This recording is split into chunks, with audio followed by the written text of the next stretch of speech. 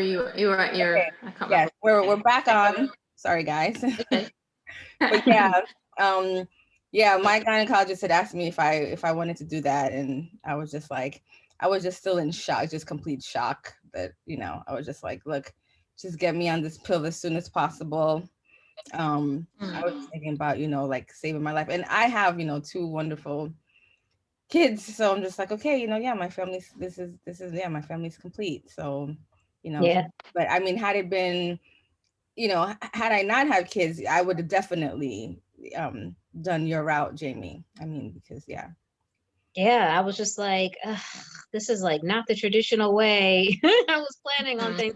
But I've looked at things kind of like on the bright side. I've been kind of looking at it Yeah. like it doesn't mean it's not going to happen. It just means it's not going to happen the way I intended, and it's coming to terms with like, are you more concerned about the process or are you concerned with the Mm. outcome? And Yeah. my idea is that I'm concerned with the outcome. Like I wanted a baby, or I want a baby. And so Mhm. doesn't matter what the process is to get it, the process, the end of the day, as long as I have a child, Yeah.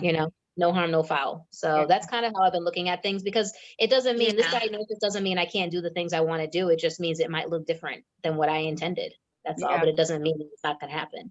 Yeah. And So how's your partner Exactly. been taking it? he's good. I think Mhm. he's in denial. I honestly think he's in denial that I have it, because like That you you have look, what? That you have cancer? yeah, Because because it's like you look so good.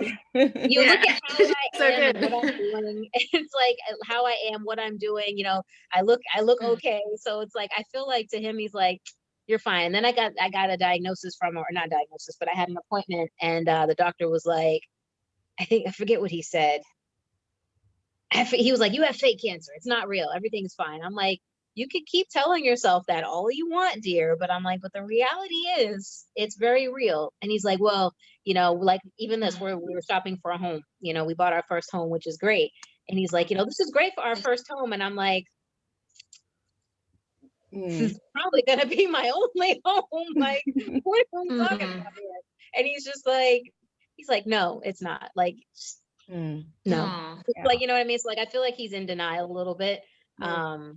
which is fine. Mm. Whatever helps you Yeah. get through it. He has their way to cope, and that's okay. Like, and I know he acknowledges it when he needs to acknowledge it. Like he's very adamant about me wearing a mask whenever I go out, and Mm. I'll be out somewhere, and he's like, "Wear your mask," in all caps. I'm like, "Relax, I have my mask on. Like everything is fine." Mhm. So he's, Oh. yeah. But Yeah. I mean, the hard part for me was telling him that I had it, because remember I shipped him off to Korea Mm. right before I got my diagnosis. Everyone's like, "Why didn't you tell him to stay?" And I'm like, Mm. "It wasn't necessary." I'm like, "It's going to be hard, yeah, but I'd rather you go and finish your overseas tour and come back to me with no strings attached Mm. than Mm. to cut your tour short or skip it altogether, and then they're sending you away 2 or 3 years later. And now it's like, when I actually do need you, Mm. you're gone." So, Yeah. and my doctors told me, they were like, "There's going to come a point where you feel like there's nothing wrong with you." They're like, "This medication is great at managing and treating, the symptoms and the side effects of your cancer." He's like, "It's going to feel like you're okay and there's nothing wrong." So I was like, with that in my mind, I was Mm. like, "Go finish what you have to do overseas. These next 3 months are going to be rough, Mm. but honestly, I'm distracted, so I Mm. won't notice that you're gone so much because I'm kind of gone." Yeah. Yeah. But also, it meant that he could finish out his tour, and hopefully he's retiring in 4 years, God willing. Um, Yeah. but hopefully, he won't have to go anywhere for a long period of time again. He may go somewhere 5 months or something, but no place super long term, which is what I kind of was hoping for. So Mhm. Mhm. Wow. Yeah. So now, where are you now? Like in your family planning, or in your in same. I just have my eggs frozen. We haven't really talked about it. Like, I think we're checking things off the list one at a time. Baby's coming up pretty soon, but the first thing Mm. was me moving to Savannah, so that's a check. The next thing was Okay. getting a house, so that's a check. The Mm. next thing Mhm. that we're working on now is the wedding, which is happening in October of this year. So that's a Ah. partial check. That's an in process. And then I'm Okay. sure once that's done, the next checkbox will be, okay, what are we doing about this kid situation? Um, so that's kind Mm. of like how we're working through things. Mm. Yeah. And that's Yeah. that sounds great, actually. And it sounds like your partner is really supportive and he looks out for you and obviously is thinking with you as well. So that's really nice, Angie, isn't it? Yeah, that's the great thing about, the Yeah. medication. Like, it allows you to have like a normal life, and it's like a silent disability almost, like people don't even notice that. They're just like, oh yeah, you don't look like you have cancer. Like, what? Like, you? I'm No. like, what does cancer people look like? Like, I'm like, what does it Yeah. Yeah. tell me? Exactly. But I mean, to focus on the bright side, so I am, there's a charity in the UK because I'm based in London, and it's called Mommy Star, and it's sort of a charity that supports women from pregnancy and beyond. So some women, they might have just found out they were pregnant and then they were diagnosed with cancer, or maybe they were pregnant and then they might lose the baby or have a miscarriage or what have you. And there is help out there for you if you when you decide what you want to do and what works for you. And I mean, to give you hope, I've heard of lots of stories where women have stopped taking their drugs for a period of time. Obviously you make your own decisions, obviously. Yeah, where we're they not have giving out any medical. I'm not a doctor or anything, but going back, piggybacking off of what you had said, some people had stopped taking medication or taken a lower dose or what have you, and went on to get pregnant and have children. So I just want to, I'm not saying I'm a doctor or anything or what have you, or telling you what to do, but I just want to instill some hope in you that, there's always a way. There is always a way. And, you have to choose what works best for you guys. And that's sort of the way forward. I think. Yeah. Absolutely. Yeah. And do you come across people, something that, I mean, I used to work for a charity with adopted and foster children, and I sometimes I had a miscarriage, and at one point people would say to me, oh, you could have another baby, or oh, it'll be okay, blah blah. So you hear all these various comments. Do you ever get people saying things that aren't necessarily not so nice, like, oh, you could adopt, or oh, you could have a Yeah, foster like child? people say, why? Those things, those Why do comments. you necessarily want it to be your own kid? There are so many kids out there that need adoption, and why? And it's everything you don't want to hear, because to me, those are very mean comments. I'm going to say that straight up. Yeah, and I've had a few folks. I actually have a stepdaughter. Like, Frank has kids from a previous marriage, but they're in Germany. So even though I have the stepchildren, like a daughter and a son, they're over there. So I don't even really get to see them or, interact with them or create the kind of relationship that I would like to create with them, over here. So that's, I mean, it's still hard, but I get people who are like, when are you going to have a baby? And I'm like, when my cancer is gone. And they're like, oh, and I'm like, yeah. That'll shut you up. That'll shut you up. Yeah, it's I found a quick way to shut people up. It's usually like, oh, well, when my cancer is gone, I'll be able to have a child. And they're like, and I'm like, yeah, you're done prying your foot out of your mouth. You let me know. We can have a conversation. But I haven't had anybody really. There are people who are like, yeah, you can adopt, blah, blah, blah. And I'm like, I don't have anything against adoption. I think it's beautiful. I think all of that stuff is beautiful, but there's something to be said about having a child and bringing a child to term, on your own, which, there's nothing that people can take away from that, like it's just different, it's different. So that's something that I want to experience, and that's something that I plan to experience. But if for whatever reason I can't make that happen, I have no issues with adopting a child at all, whatsoever. So adoption is on the plate for me if necessary. But first choice would obviously be to find a way to have a baby my own way, or maybe go surrogate, but we'll see. Yeah, and I think the important thing that you just sort of hit there is just having that choice. I think it's when you heard, and I think along the cancer journey, and you can possibly relate, Angie, where you feel oftentimes like choices are taken away, and it's how do you take control of those, those potential choices, and how do you, so sort of move along the path. And I think you're on the right path, Jaymie. You've done what you need to do, and you know what you need to do, really. So I think that's the hardest thing with cancer, isn't it, Angie? The choice sort of areas. Yeah. I remember similar to you, Carly. Like I had a miscarriage too, 2017, and so when they, fast forward to when I'm like in the gynecologist's office and they're, telling me, if I want to Mm. postpone treatment to, and my thoughts like automatically went back to like that, Mm. the miscarriage, and thinking like, oh, like what could have been, and like where I would be right now, and thinking like, oh my gosh, I would have like had a 1-year-old with this diagnosis or whatever, and it's this thing like this choice, that's like taken away from you, and yeah, like exactly what you said. It's like you feel powerless, and you're like this isn't supposed to be happening, like, but like this is Yeah. yeah. You get this like, it's not fair. Life's not fair type thing. Yeah, life is not I fair. mean, yeah, and I had my ovaries out because I had breast cancer. I had my ovaries out because of estrogen positive breast cancer.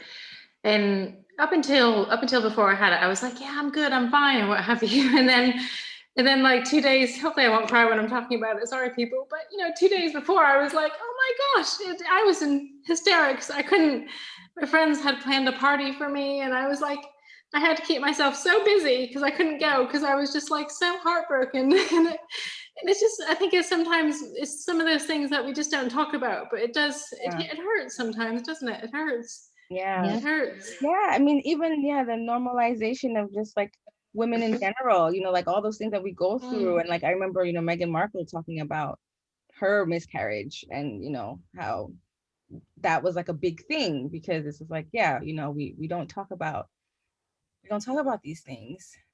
Yeah. And I think that leads us into that in the next part of the discussion. There is really where do we take this forward, guys? Obviously, there's lots of heartache with cancer, isn't there? We discovered that, but where do we go moving forward? How do we want to educate people about the issues that women face with fertility when it comes to cancer? What do we want to say? What's the message we want to get out there? I think the first message I want to get out to folks is to get screened. That's the biggest thing. I think, if you have lungs, you can get lung cancer. That's, what we tell folks. And that's what the truth of the matter is that it doesn't discriminate. Diamond Screech. Like, it seems like every week we're hearing about somebody, and specifically with lung cancer. And it's always like, and they always find like in the late stage, and it's just like, okay, this story, maybe because, we're in it, and we hear about it all the time, but yeah, it's just like this thing is happening to a lot more people than we think. Yep, absolutely. And it's a lot of the issue comes with the screening behind it, because they make it so difficult to get screened for lung cancer in the first place. Like, you have to have some astrological, cosmic, situation in the world that just aligns the right way for you to get a screening for lung cancer. And it really doesn't need to be that complicated. They need to make it open and active for everybody to and get not screened. Just if you're 50 and over, because that's when you start. Absolutely. And it's I look at my own situation, and I'm just like, I would have never in my life been screened for lung cancer for any reason whatsoever. I am young, I am active, I have no history of cancer in my family, I'm not a smoker, and there's just no reason why they would screen me for it. So they're like, I was doomed from the beginning. Like, I was never going to get this thing found out. And that's because they just they don't talk about it, and they don't publicize how important it is to get screened. Because if you get screened early enough for lung cancer, they can get it quickly, and you can be okay. It's the problem is that lung cancer goes so silent for so long that most people develop it at stage 3, stage 4, and it's like, well, damn, so it's my main takeaway from the show is always to tell people to get screened. Even if you're someone who used to smoke, someone who does smoke, someone who doesn't smoke, who just may have history of cancer, just go get checked out and be adamant about it, because they're going to give you flack for it. Yeah, they're going to tell you no, they're going to tell you you don't need it, and you have to push back. Yeah, you have to be an advocate for yourself, because they're not going to do it for you. Now, in the UK, there's oftentimes you'll see posters in the doctors of the GP surgery, and it will say, if you've had a cough for 3 weeks, then come in, and obviously you can get checked or what have you. And obviously I've had chest infections in my day, and many other people have, and they brush you off, onto the antibiotics, or, just wait it out, try this, try that. And by the time you actually get to the chest x-ray stage, it takes quite a while, actually. It does take quite a while, even though the posters are on the wall saying, after 3 weeks, come in and we'll check you out. So it's really just, it's like a public service message that's not really heard, if that makes sense. Yeah. Absolutely. So definitely getting the awareness out about sort of lung cancer is definitely a must, I think. And I also think, having sort of spoken more with Angie, it's more of an issue with the funding as well, isn't it, really? There's not much funding for because it's like, okay, smoking is a factor in all cancers, but it's the lung cancer that gets the, short end of the stick. And it's like, well, for us, it's like, well, y'all caused it. You get doctors like, had a dentist who was just like, oh, did you start smoking at 1 year old? How are you gonna, diagnose it? And it's like, what? It's not funny. Like don't. No, it's not funny. Yeah, but yeah, it's the stigma, and it's really hard to get rid of this stigma that you caused it. Yeah, absolutely. And the other takeaway message I would say from this is that, like I said earlier in the show, just because you have a diagnosis, it doesn't mean that you can't do what you want to do. It just means that it may have to look a little bit different than what you expected. So you have to really come to terms with, are you more concerned about the process of what you want, or are you more concerned with the outcome? And if you're more concerned with the outcome, then this is just an obstacle in the way that you can get around and get over to get to your point. If you're more concerned with the process, then you have to really take a hard look at what it is that you want to do and find alternative ways to make it happen, but just be okay with the fact that it may not look like what you want it to look like.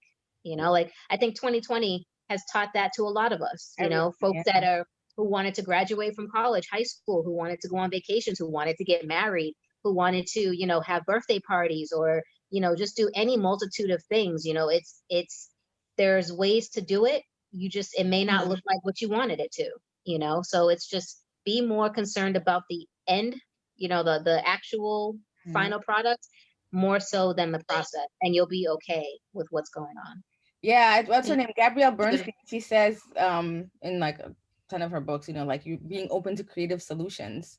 And basically that's what it is, like creatively finding, well, no, not even you finding it, just like being open to it, and then just, letting it flow and letting it happen. Because, absolutely. Yeah. Because that's one thing we've learned from, I think, from all of our journeys, is just like life is just completely unexpected. Right. This is not the script that I think any of us would have written for ourselves. Right. Yeah. But we find ourselves here, and it's just like, okay, so now what? How do you deal? How do you become that, like, that outlier, the one who beats the odds, the one who who goes against the statistics and all of this? And it's really like a mind over matter kind of thing at one point. Yeah, and that's a good takeaway message. I think probably for me, it's just looking at the, looking at life differently, I suppose. So I'm trying to focus more on living in the moment and that sort of thing, like with mindfulness or what have you, and actually just sort of doing, I guess you could say. So I'm always doing something, but really focusing on what I'm doing, and not just multitasking and doing many things at one time, but actually just focusing on what I'm doing and kind of living in the moment. And then also just taking a look at kind of what sort of Jaymie was saying about the end result or what have you. So not really focusing so much on the process and in the journey and that sort of things, but just really looking at how far you've come, how far you want to be, and kind of just to really keep it going. Just keep it going. It doesn't have to be, I think what you always have said, Angie, is, cancer isn't a sentence, or no, it's a... It's a word. That's what it is. Yeah, it's not a word, not a sentence. Right. But it's looking at it from like, this is what I'm doing, and just kind of keep going. And I think sometimes that does, get challenging, but with mindfulness, it's become a bit easier for me. Jaymie, how do you keep yourself motivated? How do you, like, in your days? I mean, you look great, and you're active and all that stuff, but at the end of the day, it's still like shit. Sometimes you wake up and you're like, shit, I'm sorry, this is a... I wasn't sure if I could swear or not. I spelled it out earlier. What are your creative outlets? What do you do to keep, obviously you've got your radio station. What are your creative outlets? What's your flow? You know what? I like to keep things in perspective, to be honest with you. Like a lot of these groups I'm in, you see a lot of people that are going through things that are way worse than what you have, and you're grateful for the walk that you're on. And so I find myself thanking the Lord for the walk that I'm on more than anything else. Like, thank you for letting this be my journey, and and grateful for what I have. But also I like to play pool. So that's a way I blow off steam. I enjoy being home now. Like, now that we got this new house, I'm just like, oh, I'm about to be in the house. Like, I don't even want to go anywhere. It's kind of, well, you can't go anywhere anyway with Corona. Exactly. But I mean, really, like, radio station keeps me busy. Playing pool keeps me busy. I actually play on a team regularly. So I go out and actually play, with a mask and socially distanced, of course. I love movies and really just watching new movies and watching new TV shows and stuff like that. I just got a popcorn maker so I could bring the movies to me since we can't go to the movies. You do puzzles, right? I do jigsaw puzzles a lot. I haven't done one in a long time just because I've been super busy lately. But yeah, I do jigsaw puzzles a lot. And really, I just try to enjoy, like you said, Carly, I try to live in the moment a little bit and just enjoy where I'm at and what I'm doing, so I'm also extremely busy. So a lot of that takes up my time, working full time, running the radio station, wedding planning, all that stuff. So wow. Yeah. How are you planning a wedding in during COVID times? How is that? Yeah, how's that coming? That's tricky. It's hard, it's hard, but it also is good because I could easily invite 200 people on my side. Because I have network connections just through the radio station. I grew up in Massachusetts. I lived in New York. I lived in Philly. So like I have all of these people from all over the place that are like, oh, Jaymie's getting married. I want to go to that wedding, blah, blah, blah, blah. Like, and I had to cut it down. I had to shop it big time. And so it made it a lot easier because I'm like, now I can, number one, I can save a little bit of money because I can only have a certain amount of people at the ceremony. And I've got a logical excuse like, oh, COVID, sorry, I can only invite so many people. So it's a blessing in disguise, honestly, because it's helped me cut down my guest list quite a bit and make it into a Zoom invite for folks. So that's kind of how it's going. But yeah, it's going to be a smaller ceremony out here in Savannah. I'm actually already married on paper. So congratulations. Okay, cool. Thanks. Cool. Again, didn't look like what I wanted it to look like when I first got married, of course. So, but more concerned with the end process and not the journey. But I still want my ceremony because I've been planning my wedding since I was like 8. So I need the ceremony to feel And there's some things you can negotiate on, some things we just can't, right? Exactly. So, but I mean, it's interesting. It's kind of like, I'm able to plan and take things a little bit kind of slow because I had such a window, so I wasn't super stressed out about it. Now it's coming up quickly, so I'm like, oh shoot, I gotta get on that now. But honestly, I'm not that stressed about it because like I said, I've been planning my wedding for years mentally in my head. I just needed the groom to be standing there next to me. You just show up when you went. Like I got this. Don't worry about it. Like I was like, all I need really is your guest list and their addresses. I can handle the rest. I already know what I want and how it needs to go down. Like, so it's all been kind of a process, but I'm enjoying it. Yeah. Oh wow, that's great. And then so you owning a radio station, I'm sure being music a lot. Carly and I, we always ask our guests what's what's on your playlist? Your music wise. Yeah. So I have a lot of like really chill songs on my playlist. Like I've been listening to like a lot of Snow Allegra. I've been Anderson .Paak is somebody else that I'm like absolutely obsessed with. I have a lot of that on my playlist actually, but really I'd have to get my whole iPod out and take a look. But most of the things I'm listening to is a lot of like lo-fi hip hop beats because that's kind of stuff that like I'm constantly busy. So I listen to a lot of lo-fi hip hop stuff. Like if you've ever been on YouTube and you listen and you go and look up chill hop, it's like, it's really, I promise you, it's really good stuff. Like it's good background mental music. It's like hip hop jazz where like, it's good for being creative. It's good for getting work done. It's good to like just chill to and stuff like that. But I find that like really helps me get my productivity kind of up and going. So I've been listening to a lot of that kind of stuff. And those are all different types of artists. Like they're crazy named and all that. So I can't really give you those. But mainstream artists, Snow Allegra, Wale, J. Cole, Anderson .Paak. You know, those are my go-tos. Yes, And some others. But yeah. Check those out then. You said it was called chill pop, is that right? Chill pop. Chill hop. Like Chill hip hop. Chill hop, yeah. Chill hop, yeah. Oh, that sounds good. Actually, yeah. You'll go down a rabbit hole in there and you'll be like, oh, and they have like they'll have like rainy day moods or like, you know, spring, summer, fall, winter type moods. It's good. It's really good music, I promise. So it does sound good actually, doesn't it, Angie? Have you listened to chill hop? No, this is the first time I feel like a grandma. I'm like, me too. I'm telling you, I promise you, you won't regret it. If you listen to it, you're gonna be like, "Oh, this is good." And there's like a live playlist, so it's 24/7, like constant new music. Yeah, so you can like put it on and let it play on YouTube on your TV or something in the background, and it'll always be like just shuffling through new music. Okay. Is there any sort of music that you listen to when you need to sort of get yourself pumped up? Like if you're having a bad day or you, I don't know, on a different treatment scheme or anything that you felt that resonated along the journey specifically? You know, for me, it's like Wu-Tang Clan. That's my like, yeah, I can do this. Anything stand out like that? Or let me think. It's like your go-to song. Do you have like a go-to song that you know you're just like go to like this my is my music? You guys are putting me on the spot. I don't have my iPod next to me. I need it. Like I know, totally on the spot. You can always come back to us on that. That's okay. Yeah, I'll have to come back to you guys. Like I hate it when folks ask me what my favorite song is. I'm like, I have a radio station. I can't have a favorite song. Like, it's like I mean, yeah, favorite song is actually quite different. I mean, Angie actually asked me that today, didn't you, Angie? Yeah, I did. You knew right away. But I was wondering, why did you ask me that though? Why did you ask? You'll see. You'll see. Okay. All right. I'll see, I suppose. Yeah. I was wondering. Yeah.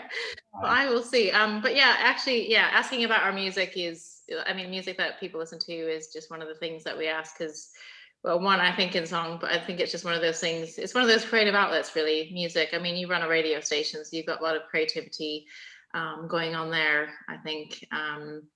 And obviously, and you also, like you said, you do interviews like every Sunday or what is it? So I have gotten a little bogged down in the day-to-day operations of the radio station. I haven't done my show in a while, but I usually do a show every Saturday. Saturday and Wednesdays. My Wednesday show was on hiatus. We're getting ready to come back. We're like rebranding, remarketing, and all that. My Saturday show is kind of like standard. It's been the same since I started, and that's the one that Angie was on with me a couple weeks ago. Yeah. And so that one is, that one I do when I have the time and when I have the guests. Like I'm not actively out searching for guests, to be honest with you, because I really need a producer for that show, if we're being honest. Somebody who just goes out and finds me people, and then I'm like, all right, give me their research, and then I'll interview them.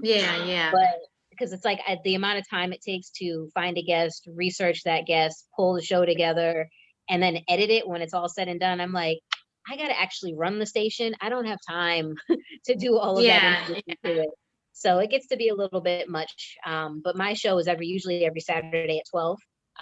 And I just kind of play replays. I have over 120 episodes that I've done, so I have plenty of stuff to shuffle through as replay.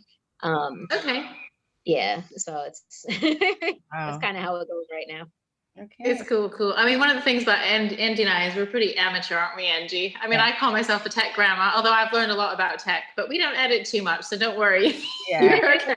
Well, this one is going to require some. Yeah, we just do it, we just we're learning as we go along, and, we're just trying to, just trying to advocate, get the word out, have amazing guests on our show, and like Jaymie, and just get the word out and go from there, really. Well, thanks. Thank you so much for agreeing to be on our show. Absolutely. Thank you guys for having me. Anytime. I love coming on shows and talking to folks. Yeah. And where can people find you then, Jaymie? I think you said in the beginning, but in case they want to catch it at the end, where can people find you? So you can check out the radio station. It's at WJMS Radio on Facebook, Instagram, Snapchat, and Twitter. We're WJMSradio.com. If you're interested in me personally, you can find me on Instagram at @just_jams or Jaymie Jam on Facebook. those are basically my two go-to spots. Or if you dig deep enough into WJMS, you'll find me. So I'm linked in there from time to time. So yeah, those are the go-tos for folks to get a hold of me. Okay. Yeah, cool. So there you have it, folks. That's how you can get in touch with Jaymie at Just Jams, all her radio station stuff. We'll obviously put your details in our podcast notes as well, our show notes, so people can find you. And obviously, if you have any questions, you can just send us a message as well, and we'll hopefully get back to you. Cool. We'll get back. It was nice to have you on the show, Jaymie. Yeah, Thank you. It was nice to be here. Yeah. See you later. Bye. All right. I'll see you guys. Bye. Bye.